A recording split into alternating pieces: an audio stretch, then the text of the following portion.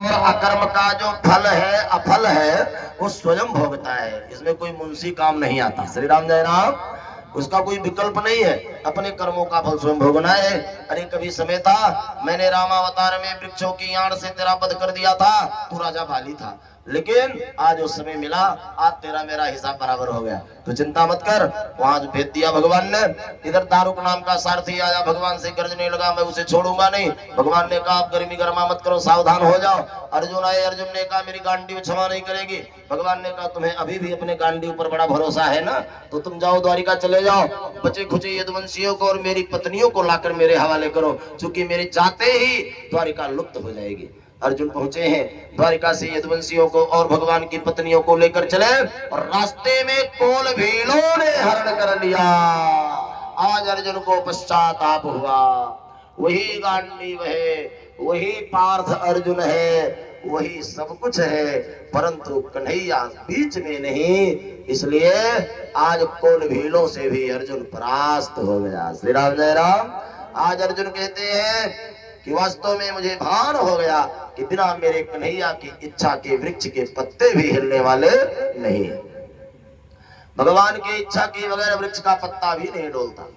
आज भगवान अर्धशयनी अवस्था में पड़े पड़े रक्त का स्राव हो रहा है। देवता भी सोच रहे हैं कि भगवान के लीला का स्मरण हो चुका है, अब देखो गोविंद जाते कहाँ हैं। इतने में उद्धव जी आ गए।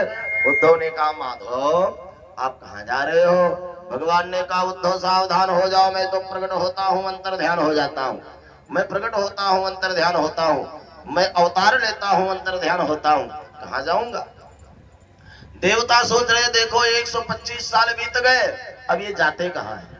आज भगवान ने कहा उद्धव मैं कहीं आता नहीं, मैं कहीं जाता नहीं, मैं तो अवतार लेता हूँ अंतर ध्यान होता हूँ, लेकिन कलिकाल के प्राणियों का उद्धार करने के लिए मैं अपना तेज पुंज श्रीमद् भागवत महापुराण में प्रतिष्ठित करता हूँ।